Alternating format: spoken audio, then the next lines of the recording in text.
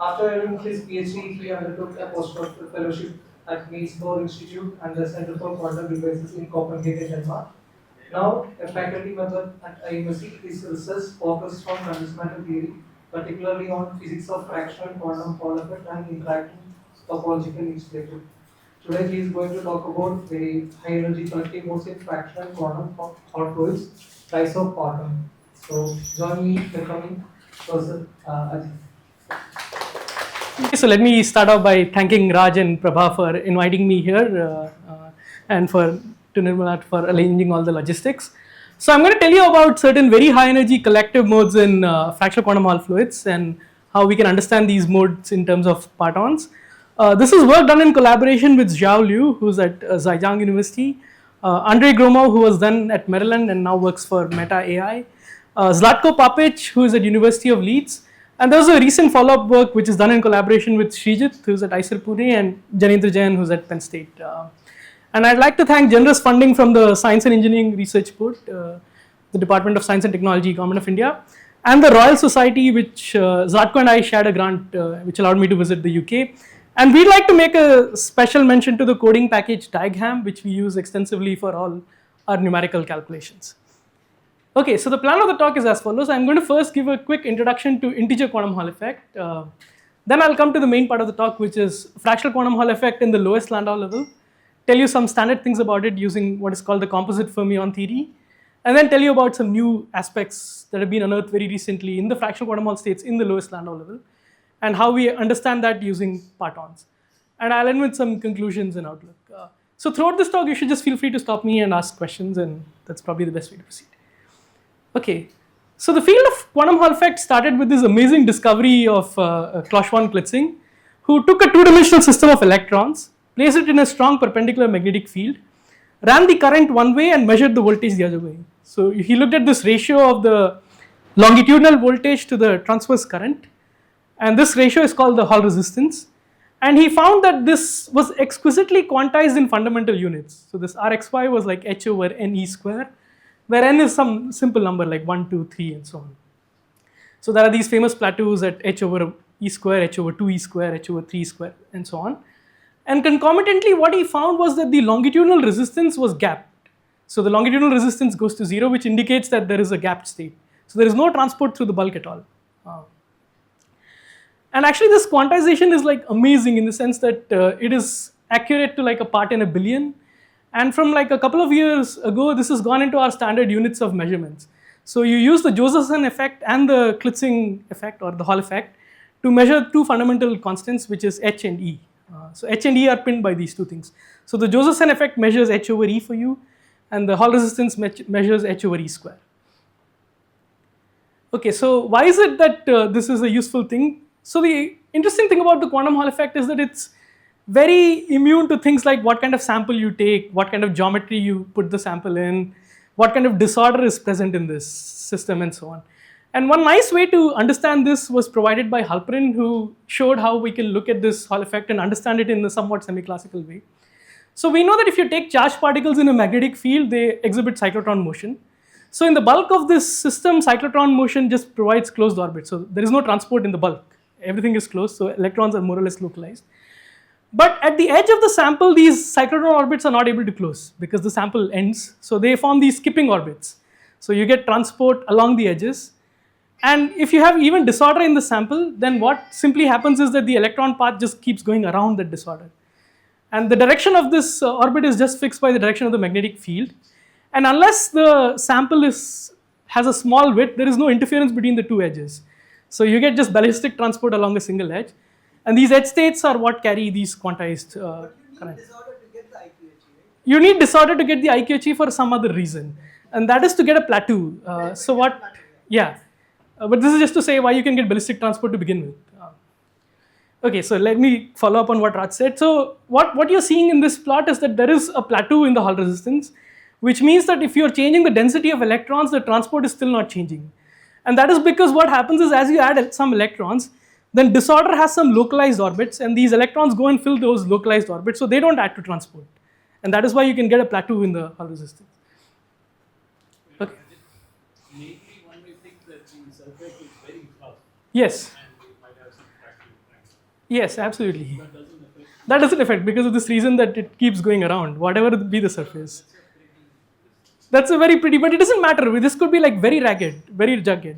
All that you need is that the transport should go in the right. That's all. There is no backscattering. That's that. Okay, so the integer quantum Hall effect is somewhat easy to understand because it's primarily a non-interacting phenomena. So one way to think about this is that in zero magnetic field, electrons just form a Fermi liquid. So you just pile up electrons up to some Fermi wave vector. And in the presence of a strong magnetic field, this Fermi liquid splits into highly degenerate bands which are called Landau levels. And whenever you have an integer number of these levels filled, you get integer quantum Hall effect. And the reason that you get a gap in this system is now quite easy to understand because here is an example of, let's say, 3 fill Landau levels. Then to put another electron into this system, you have to cross this barrier of h bar omega c, and that produces the gap. And now if you increase the magnetic field, then the h bar omega c becomes very large, so you can make the gap arbitrarily large by increasing the magnetic field. So throughout this talk, we are going to work with wave functions, which are like first quantized representations of the many body states. So let me start off by telling you what the wave function of one fill Landau level is, which is when you fill the lowest Landau level, what does the wave function look like? So in quantum mechanics 1, you might have learned that if you solve the Landau problem, then the lowest Landau level orbitals are polynomials in Z. Okay, there is no Z bar that comes in the lowest Landau level. So this is also a consequence of this fact that harmonic oscillator wave functions in 2D are actually polynomials in Z. So once you have polynomials in Z, you can actually guess what the lowest Landau level wave function is because electrons are fermions. So every electron has to see a zero at every other electron. So we need to have a factor which is like product I less than j, zi minus ej. This is just mandated by Pauli principle. And then you have this Gaussian factor which is just comes from standard Landau level physics, which we will not talk about through this talk. So we will only focus on the polynomial part. And just the Pauli principle fixes the wave function in the lowest Landau level. It's just zi minus zj and there is nothing else that one can do. So one curious fact is that other than the wave function of one fill Landau level, we don't know any closed forms for the wave functions of higher fill Landau levels. So we can although construct this numerically by just filling up orbitals in the second Landau level, we don't know what the wave function of two fill Landau levels looks like. Like we can't get an analytic form of the slated determinant that is obtained by filling the lowest Landau level and the second Landau level orbitals. Okay, so this wave function. No, the van der Waals form doesn't occur. The van der Waals is specific for polynomials in Z. So in the second Landau level, there are Z bars. So you don't get any nice closed form. So this form is also called the van der Waals form because this is obtained as the van der Waals determinant of polynomials in Z. So you fill 1 Z, Z square and so on. You make a polynomial out of this and you make a slated determinant out of that and you get this polynomial. This is also called the Jastrow form, by the way. Okay. So very soon after Klitzing's discovery, Sui, Stommer and Gossard made much better samples, went to much larger magnetic fields and repeated the same experiment. They measured the Hall resistance and the longitudinal resistance. And what they found was this longitudinal resistance was now quantized to h over 1/3 e square. Okay, and again you see a vanishing longitudinal resistance which says that there is a gap state. And so he seems to have remarked that he saw quarks in a condensed matter system, but quarks are not relevant here at all. This is all a milli-electron volt phenomena. So how is it that something like this is happening? So for a theorist like me, there is a nice limit to take to explain what the FQHE problem is. And that is to send this cyclotron frequency to infinity. So all the physics is completely confined to the lowest Landau level. Okay, everything is just happening in the lowest Landau level. And now you have a partial filling of the lowest Landau level. So here is an example of a partial filling, which is 2/5. So this filling factor which will appear repeatedly is just the ratio of the number of electrons to the number of orbitals in the lowest Landau level. So here I have 4 electrons in 10 orbitals, that's filling factor 2/5. So once you have all the electrons in the lowest Landau level, the kinetic energy completely goes away, it's quenched. All the electrons just have half h bar omega c kinetic energy. So that's totally immaterial now. So the only thing that is left in the Hamiltonian is interactions. So you just have Coulomb forces. And what the experiment is telling us is that a simple model like this, just Coulomb interaction between electrons, is picking up one unique state from this highly degenerate manifold. So for example, if you just take the kinetic energy into account, then this has like 10 choose 4 ways of putting 4 electrons in 10 orbitals. So from this highly degenerate manifold, one unique state is picked up that minimizes the Coulomb energy. That is what the experiment is telling us. So interactions pick up one unique state. So this Hamiltonian is very simple looking, but it's very deceiving. So you can ask, where is quantum mechanics in this problem? It looks like a classical Hamiltonian. But the important thing to note is that once you take this limit where the magnetic field is infinity, then these coordinates don't commute anymore. So if you look at xi and yj, their commutation relation is I times magnetic length square. Okay, so these coordinates don't commute, and that is where quantum mechanics is hidden in this problem. So what hope do we actually have of solving this problem? We don't even know how to solve three particles interacting with each other. So what hope do we have of solving like an Avogadro number of particles talking to each other via Coulomb forces? So how do we make any progress at all? So the first step in this direction was made by Laughlin, who essentially guessed the answer for the 1/3 problem.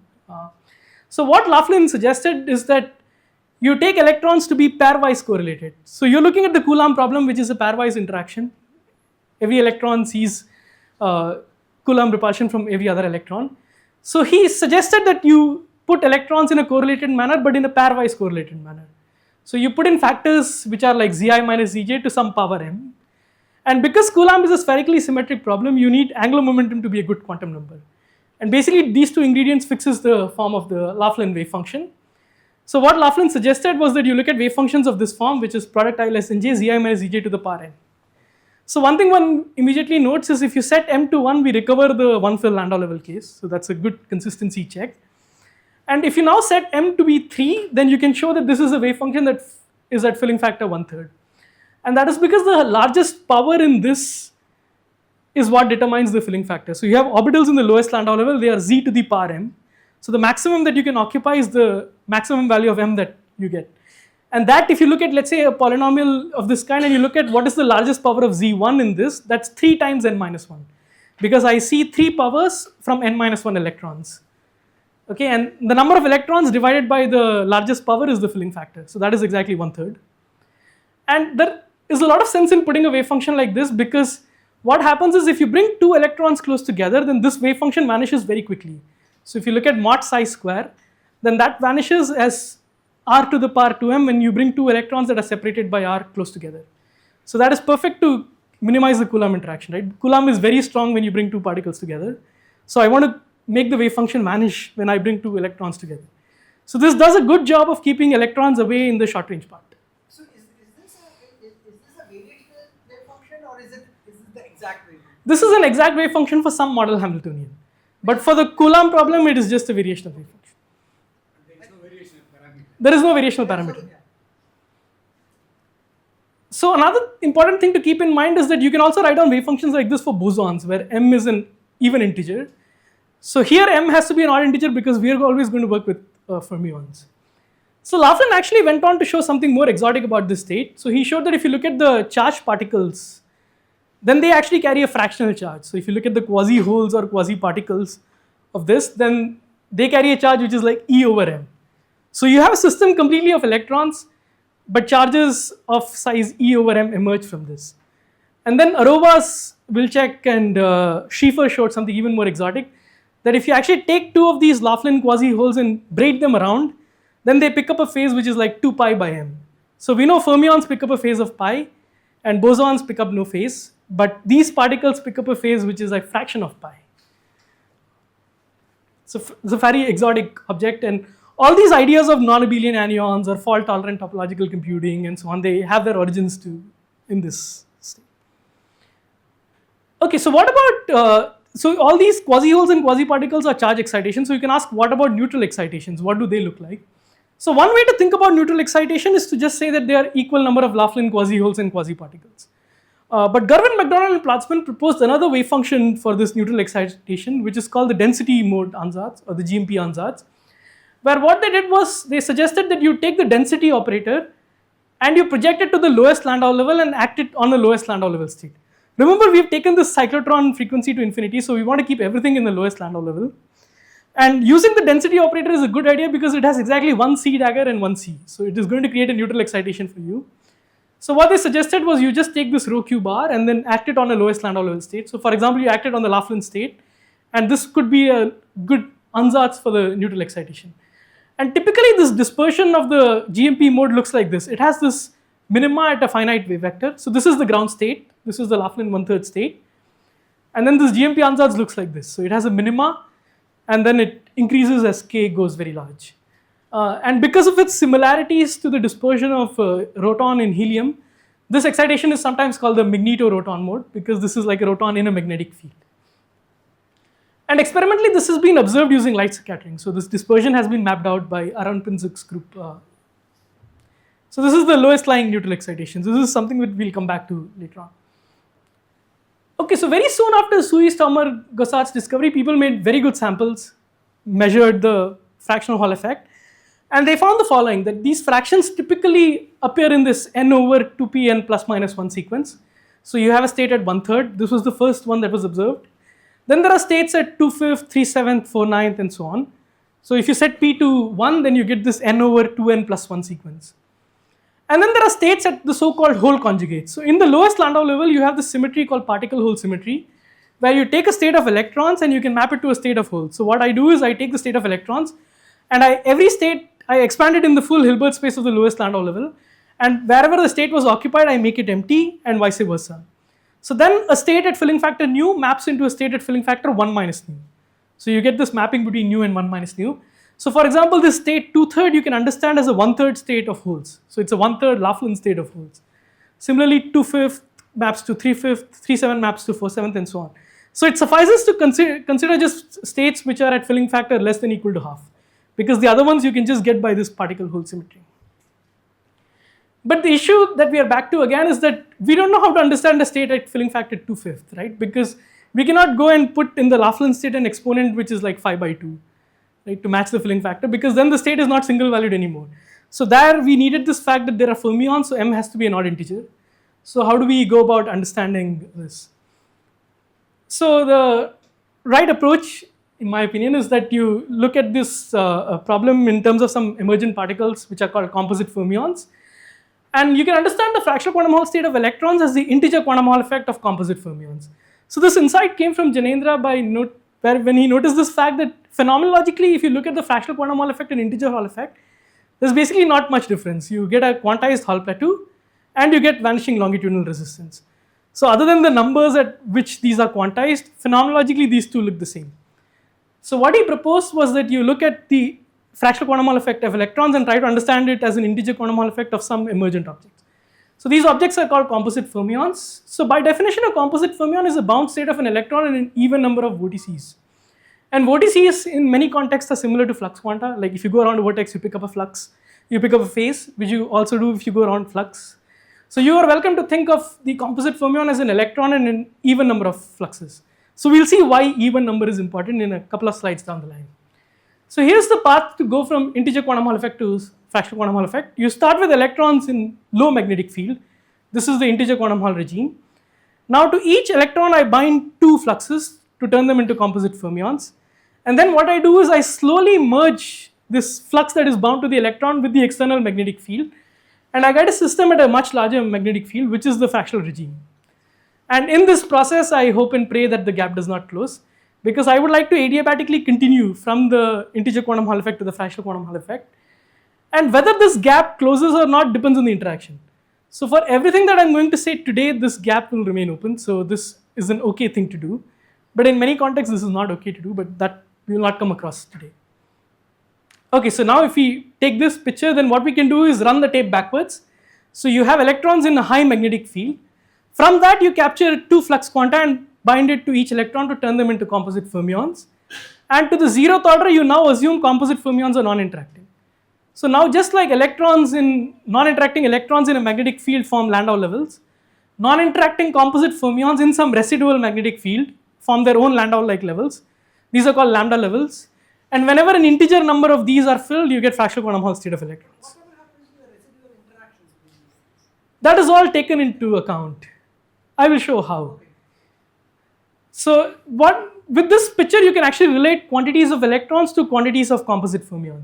So for example, B star, which is the effective magnetic field that composite fermions feel, that is B minus 2p rho phi naught, where B is the external magnetic field, 2p rho phi naught is just the flux binding that has happened. And nu, the filling factor, is just the density of electrons over the density of magnetic flux. So that you can now relate to that of composite fermions. So nu is now related to nu star, which is the composite fermion filling, as nu star over 2p nu star plus minus 1. And whenever you set nu star to n, you get exactly the sequence that was shown, n over 2p n plus minus 1. So now let me pictorially show what the states look like. So in a couple of slides, I'm going to show that if you fill one Landau level of composite fermions, that is going to give me exactly the state that Laughlin had written down. But now if you have 2 fill Landau levels, you get a state at filling factor 2/5. 3 fill Landau levels maps to 3/7 and so on. And once you have this mapping to integer quantum Hall effect, you can do a lot more, because now we can also construct excitations and so on. Because we understand the integer quantum Hall effect problem completely. It's just a non-interacting problem. So we know exactly what is to be done there. So for example, a charge excitation on a missing charge in a fill Landau level, which is called the hole excitation, that now becomes like a composite fermion hole. Or an additional charge, which is like a particle excitation in a Landau level, that becomes a composite fermion particle. And a neutral excitation you can now make by putting these two together. So that's usually called an exciton in the quantum Hall context. And that becomes like composite fermion exciton in the fractional quantum Hall context. Okay. So one question one can ask is, can I get some numbers out of this, and can I use this picture to make some quantitative predictions? Yes. Just one question. Within this construction of composite fermions, what is the statistics of the excitations? Because They are exactly the same as you get from Laughlin's. so you can only integrate abelian. That's correct. Yes. But Yes. you know it's wrong. It's wrong because those non-abelian states come from having interactions between composite fermions. Yes. If you take non-interacting composite fermions, you can only get abelian. Related to Randall-Kushner. Yes. Yes. So I will answer that. Full wave function that we know it's useless. It's useless for doing fault-tolerant quantum gravity. That's absolutely correct. So with non-interacting composite fermions, you can only get abelian statistics, and that's all. Okay, so how do we write some things that can give us something quantitative? So this proceeds by construction of these Jain wave functions, which you can do as follows. So first you construct a slated determinant of n fill Landau levels. So this is a state that we know how to write down very well. You just fill n Landau levels, n orbitals, that's all. And now you do this vortex attachment using this Laughlin-Jastrow factor, and you attach 2p vortices to each electrons by putting zeros at every other electron. So now you see why we need even number of fluxes or even number of vortices, because this phi plus minus n itself, so by phi minus n I just mean phi n conjugate, that's all. So phi n itself is antisymmetric, it's a fermionic state. So I need to now multiply it by a bosonic state. That's only how I can get a fermionic state at the end. So this has an antisymmetry which is like 2p plus 1, so that's exactly odd. So now we already saw that if you set n to 1, then you get a wave function which is like zi minus zj. So that reproduces Laughlin's wave function, because then you just get zi minus zj to the power 2p plus 1. So that m was basically 2p plus 1. And there you don't need to project to the lowest Landau level, because that's already a holomorphic wave function that lives in the lowest Landau.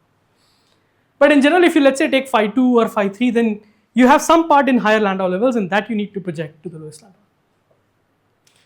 So one thing that Bhaskaran pointed out is that there are, usually your way of writing down variational wave function is to put some parameters in them and then optimize that to minimize the energy and so on.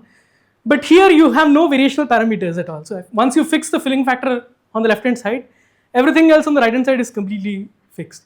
So either these wave functions are going to be very great or they're just going to be very bad. So we don't know what is going to happen. It's usually not a good strategy, but usually in these like topological systems, this is a strategy that works very well. So I'm going to show some evidence for why these wave functions are very good. And another somewhat technical point is that these wave functions can be constructed for very large system sizes.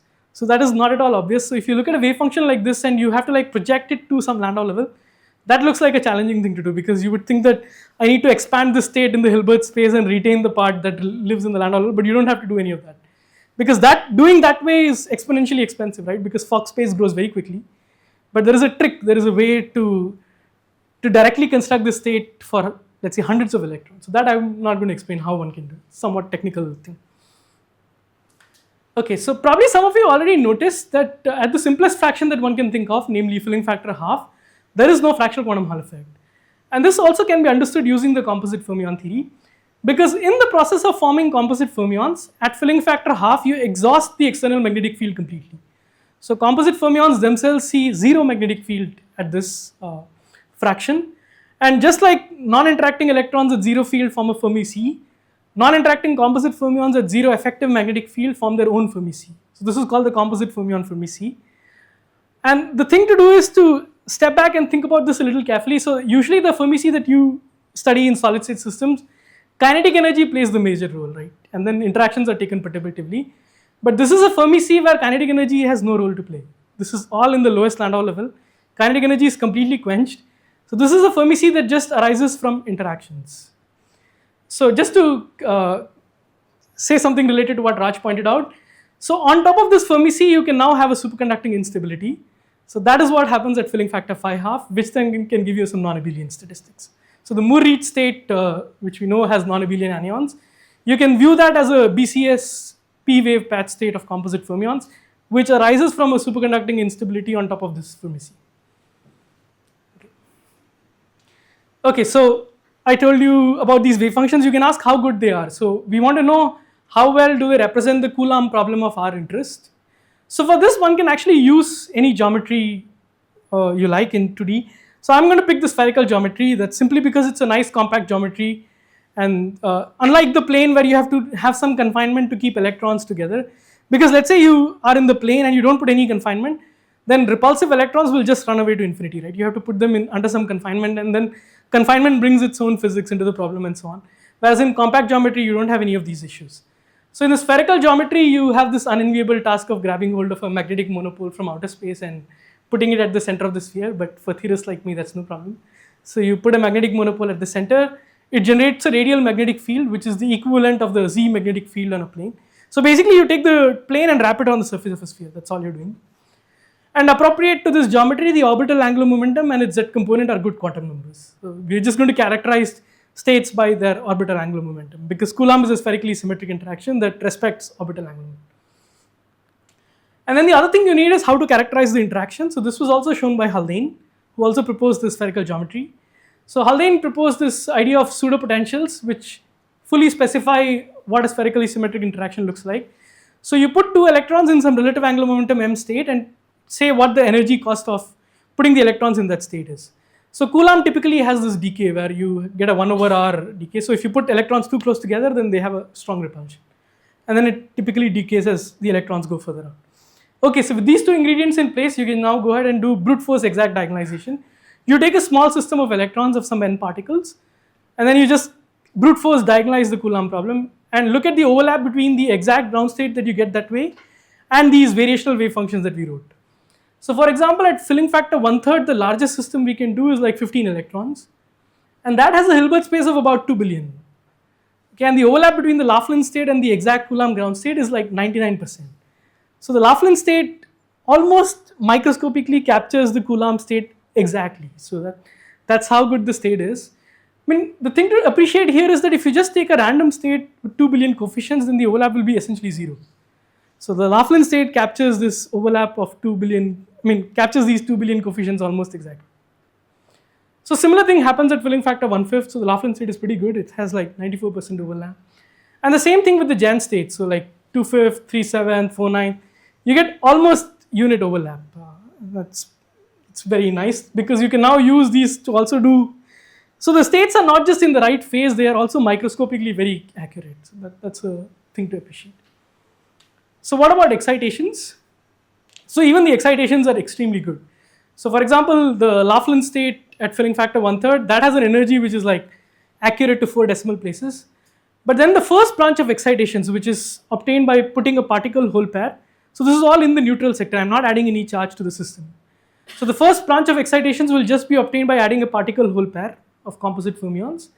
So that gives you this branch of composite fermion excitations, and these dashes are obtained from exact diagonalization and the dots are from composite fermion theory.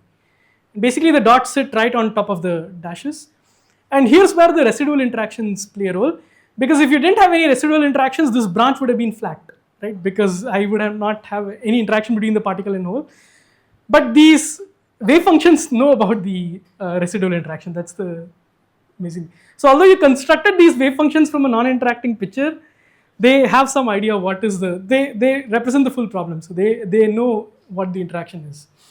And one way to think about this is that these are actually not point-like particles. So once you have a particle and hole pair, they are not really like singular point object. They have some extent. So what is actually happening, why you get a minimum like this is because you have a positively charged hole and a negatively charged electron, and they overlap with each other. And there is a sweet spot in between where the overlap is really good. And that is where the energy is minimized. That's where you get a roton. And far away from each other, their energy is basically 0. Their interaction energy is 0. And that is why the dispersion basically flattens out. So although I didn't put any interactions by hand in the CF theory, these wave functions have some idea of what the interaction is.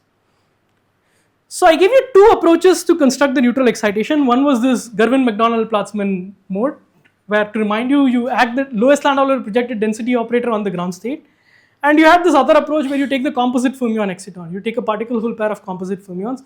So you can ask which one is better, which one should I use, and why. So in general, the composite fermion exciton is more accurate than the Girvin-MacDonald-Platzman mode. So here is an example at filling factor 2.7. So these dashes are again obtained from exact diagonalization, and these dots are from composite fermion theory, and these green diamonds are from Girvin-MacDonald-Platzman's ansatz. So in general, these dots give a better representation of the Coulomb excitations as compared to the GMP mode. But for the specific case of the Laughlin state, it was shown in almost 3 decades ago that if you look at the long wavelength limit, then the Girvin-MacDonald-Platzman mode and the composite fermion exciton are identical. But otherwise, if you look at finite wave vectors, it's in general better to use the composite fermion exciton. Okay, so just to summarize this part, composite fermion theory is extremely accurate in the lowest Landau level, and it can capture not just some low lying excitation, but it can capture some very high energy excitation. So here is some example of filling factor 3.7, where this ground state is like 3 fill lambda levels. This is 1 particle Hall pair. This is like 2 particle Hall pair. This is like 3 particle Hall pair, and we can basically match all these excitations with you. Yes. I have a nice question. So here you are discussing the results of the sphere. Yes. But what happens if you put it on a sliding ground first? Because here you have a unique ground state. Yes. You have on the sphere, and so you got the proper degeneracy for both kind of wave function if you put it on a higher degeneracy. So you get a higher degeneracy, which is related by some center of mass operator. That's all. So you can, so for example, if you do, let's say 1/3 on the torus, you will have 3-fold degeneracy for the ground state, but that will be related by a translation operator which you can construct. And you can move the Laughlin state between these 3 sectors. So actually one part will look exactly like the Zi minus Zj and some operator which cares about the center of mass translation. I mean, on the torus, you would expect a different degeneracy which is related to the number of topological sectors. Do you have this also for in this composite fermion picture? Yes, yes. So on the composite fermion picture also you get degeneracy. For example, at 2/5 you get a 5-fold degenerate ground state. Is it the same degeneracy as the one you extract from EV? That's my question. It's the same. I mean, you for the composite fermion you have to construct a model Hamiltonian to extract that degeneracy, right? And we know for composite fermions projected to the lowest Landau level, we don't have a model Hamiltonian. But what you can do is you can construct a Hamiltonian in two Landau levels where you don't project to the lowest Landau level. And for that we have a model Hamiltonian, and there you get the right degeneracy. But of course for Laughlin you can get from V1. That's all. Okay, so maybe here's a good time to stop and ask if there are any burning questions before I proceed to what is new. Okay. So very recently there was a puzzle that was unearthed in what are called the secondary Jain states. So these are states of the form n over 4n plus minus 1. Okay, so we primarily talked about n over 2n plus minus 1. So 1/3, 2/5, 3/7 and so on. But now I want you to focus your attention on n over 4n plus minus 1. So these are states like 1/5, 2/7, 2/9 and so on. So in particular for the secondary Jain states, and these does not include the Laughlin state, so you should not think of 1/5, but for let's say states like 2/7 and 2/9, what was recently shown was that if you just take composite fermion field theories, then for these secondary Jain states they violate a sacred bound which is called the Haldane bound. So you don't need to know what these field theories are and so on. The only thing that you need to know is that this Haldane bound places a lower bound on the coefficient of q to the 4 in the static structure factor. So the static structure factor is the density correlator, and the Haldane bound says that there is a minimum amount of value that S4 should take. So you take S of q and expand it in powers of q, so you get some q square, q to the 4 and so on. And the Haldane bound says that there should be a minimum value that S4 should take. And if you just naively use these composite fermion field theories, then for these secondary Jain states like 2/7 and 2/9, the bound is actually violated. And this requires lowest Landau level projection. So this is somewhat technical point, but the upshot is that if you just take naively the field theories, then for 2/7 and 2/9 there is some problem. And what Nguyen and Schoen proposed that if in addition to the Girvin-MacDonald-Platzman mode, these states hosted another density mode, then this problem can be resolved. And that is because this is like a density correlator. So if I get some additional contribution, then I can push it beyond the minimum value that actually violates the bound. So, but this proposal of theirs was pretty ad hoc. So they didn't have any microscopic reasons. They just saw that if you take the field theories, the bound is violated. So they propose that if you have some other extra density modes, then this problem can be solved. Yeah. Then you could one-fifth is a state. Yes. It's also one of the Jain states. No, 1/5 is Laughlin. Okay. So there you see numerically it's higher than No, for Laughlin there is no extra mode. That's the whole point. So it's only there for the Jain states, but not for Laughlin. That's why I wrote secondary Jain states, non-Laughlin Jain states. numerically. No, there is a good reason. I'll explain why it should not be there. So what we'll do is give a microscopic justification and also construct a trial wave function for this additional mode. So what I'm going to show is that we should have thought of this mode right from the beginning. So it was missed for a very long time. And we can explain this mode using what is called the parton theory. Okay. So let me first give you some evidence for this mode. So what one can do is compute this thing called the dynamical structure factor, which is the spectral function of the density operator. So you take the density operator acted on the ground state, and you take its overlap with all the exact energies, with all the eigenstates, weighted by the delta function. That's the standard spectral function computation. And what you find at filling factor like 3.7, yeah, yes. So this simulation is being done still on the sphere. Everything is on the sphere. On the sphere. Yeah. And do you have some kind of a pseudo potential or something over here? I'm taking Coulomb pseudopotentials. Just a Coulomb pseudo potential. Yeah, So for the picture, call it a sky state. you get it. Yeah, so at filling factor 2.7, you actually see weights at two places. So there is a weight at this low energy, but there is also weight high up. So it seems like there are indeed two modes. And if you do the same plot at, let's say, like 1/3 or 1/5 and so on, you will only see this low energy part. You will not see anything up here. Okay, so this slide is not appearing well. But let me say what actually happens. So what you can do is you can also do this thing called quench dynamics, where what you can do is take the magnetic field and quickly change it from the perpendicular direction to somewhere in plane. You add a in plane component. Then what happens is that these Landau orbits, which were like circular, now become elliptical. And the way the excitations go is the system actually excites these GMP modes to turn from an isotropic system to an anisotropic system. So then you can look at the response and see whether it occurs at a single frequency or multiple frequencies. And at 2/7 and 2/9 you indeed find two frequencies. So you get a beating pattern from which you can extract two frequencies. And this is another evidence that there are two GMP-like modes in the secondary Jain states. Okay, this thing. Okay, so now I'm going to explain why there are two modes in the secondary Jain states and only a single one in the primary. So this should come as a big surprise, because you see, from the idea of composite fermions, all you're doing in the secondary Jain states is adding two more vertices. So you would think whether you add one vertex or two vertex or three vertex, why does that change anything, right? Because every excitation and all we only constructed in the integer quantum Hall part. So why is it that adding two vertices versus four vertices makes such a big difference? Okay, so one way to understand this is using partons. So Jain again actually generalized his composite fermion theory to construct these states called parton states, where the idea is that you break the electron into some fictitious objects called partons, and you place the partons into some integer quantum Hall states, in the hope that integer quantum Hall states give you some gap states, and you fuse the partons back together to recover the electron. Okay, so for the purposes of our talk, this allows you to construct wave functions which are just products of integer Hall states. And the only thing that you need is now, because you're looking for fermionic wave functions, the number of partons has to be odd because of this antisymmetry. You have to have an odd number of integer quantum Hall states to give you antisymmetry. Now, all of the partons see the same external magnetic field as the electrons, and they have the same density as that of the electrons. So the only way you can put them at a different filling factor is by changing their charge, because the flux quantum actually has the charge, it's h/e. So now you have a flux quantum for the parton which has a different charge, and that allows you to put the parton at a different filling factor. So now the charge of the alpha parton is related to the electronic charge by this -e nu/n. So corresponding to the Gaussian factor will change. The Gaussian factor will change, yeah. But the Gaussian factor, what you do is you add all of it together and put it at the external magnetic field. So you never care about the Gaussian factor. But yeah, every partonic state has a different Gaussian factor. The net Gaussian factor has to be at the external magnetic field, that's all. And now you have this constraint that the sum of the parton charges should add up to that of the electron, and that relates the filling factor of the partons to the filling factor of the electron. Okay, so the picture to keep in mind is you take the electron, you break it into some partons, and every parton fills some integer Hall state.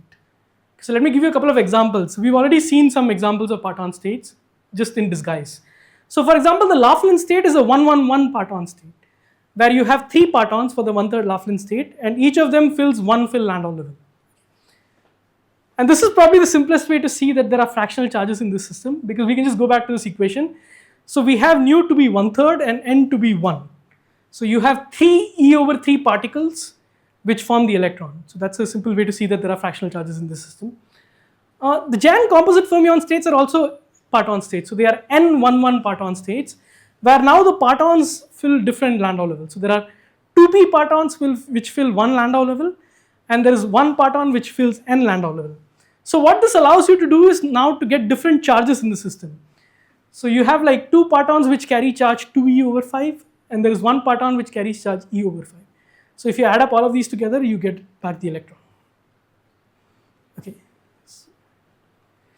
So now with this in place, you can easily understand why there are 2 GMP modes in the secondary Jain states, because you can factorize the secondary Jain states as a primary Jain state and a bosonic Laughlin state. So let me show how that happens. So let's take the example of p being 2. So then the Jain wave function is basically project to the lowest Landau level. You take phi1 to the power 2p, so that's phi1 to the power 4, times, let's take the plus sign here, so it's like phi n. So this is the state of n/4n plus 1. So now what I can do is bring 2 factors of phi1 outside. Okay, that can go through the projection because that's already in the lowest Landau level, and I can project the rest. So I keep 2 factors of phi1 out and project with 2 factors of phi1. Okay, so that actually factorizes the state into a primary Jain state and a bosonic Laughlin state. Right? Powers of phi1 are just Laughlin state, and the other part is just the Jain state. And now it's very easy to guess what the 2 modes are. So one is the GMP mode of this primary Jain state, and the other is the GMP mode of the Laughlin state. So that's how you get 2 GMP modes. So we can also write down wave functions for these 2 modes. So the CF exciton or the GMP mode of the primary state is just the CF exciton or the GMP of the primary Jain state. And in the other case, you keep the Jain state as it is, but you put a CFE or the GMP mode on the Laughlin state. You know, both are neutral because you just create neutral excitations. That's all. Okay. So firstly, you can ask whether this factorization is actually accurate, whether that changes the state completely or it is not. And one can show using numerics that factorization actually hardly changes the microscopic wave function.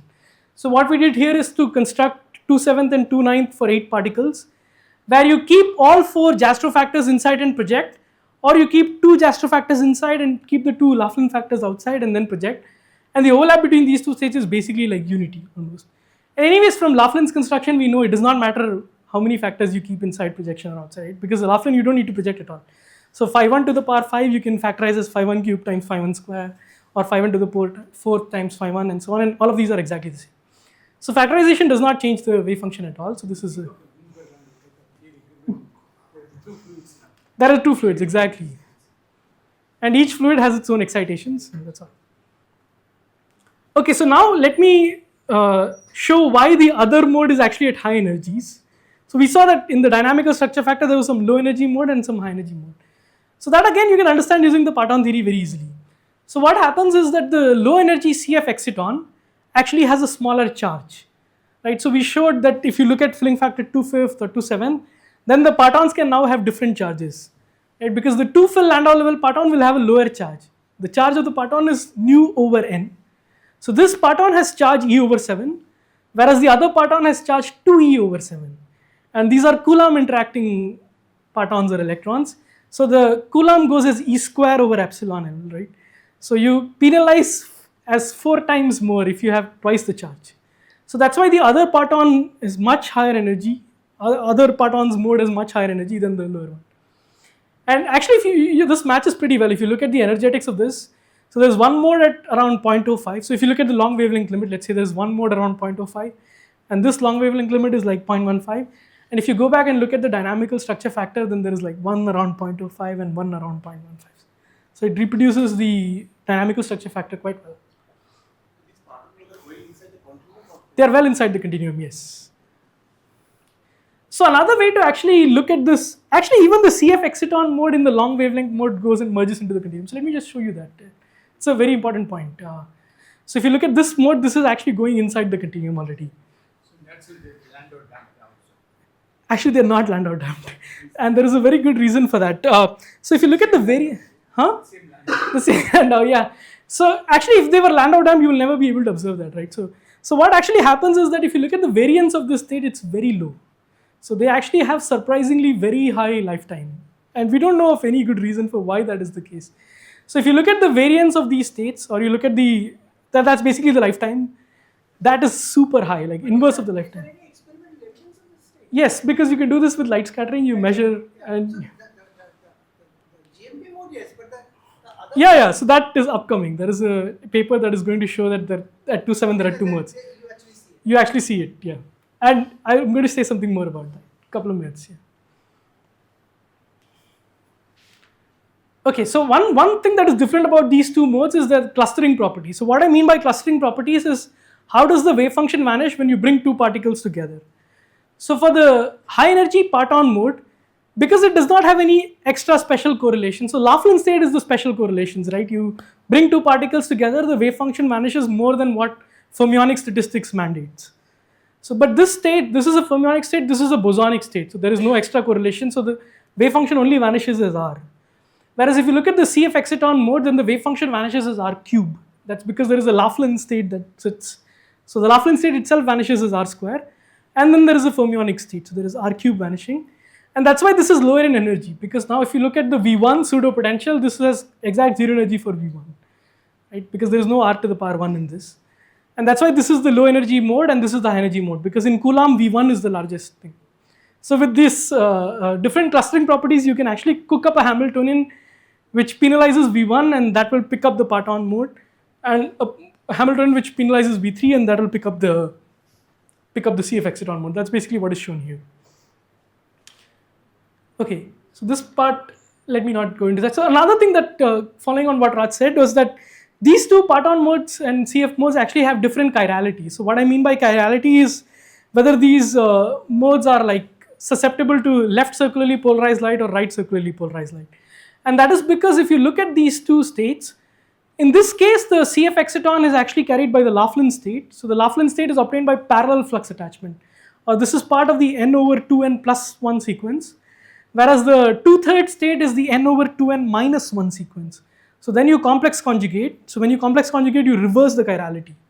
So that's why one of them is actually susceptible to left circularly polarized light and the other is sensitive to right circularly polarized light. And even this has been observed in experiments. So to that extent, these two fluids have their own instability. They have their own instabilities. So for example, if you want to get a nematic instability, you have to get a nematic with different... the nematic is basically the GMP mode going to 0, that's all. But with realistic Hamiltonians, it's very hard to kill the high energy mode. That's what we see at least. Somehow they're super select. Yes.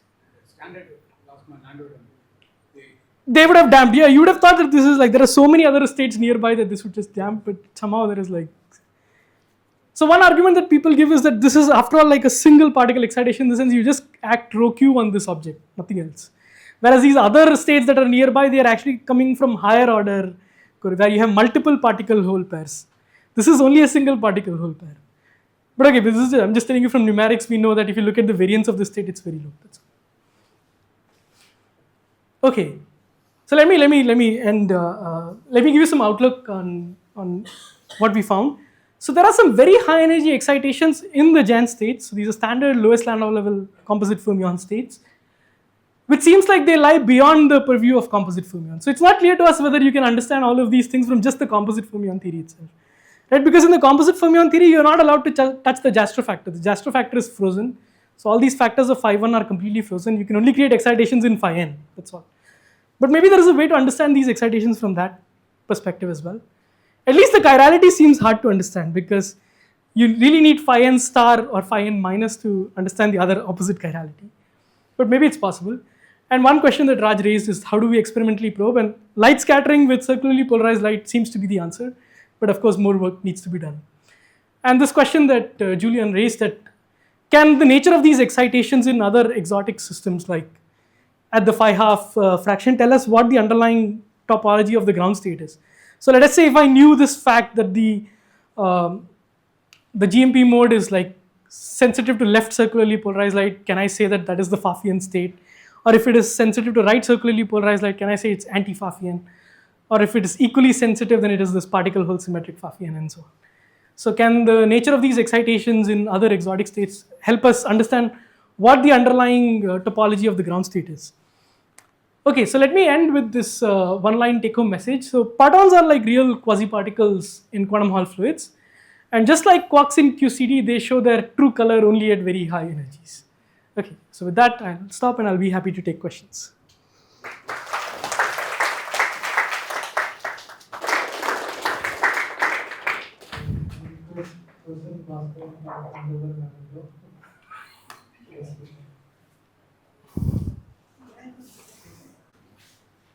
Thanks.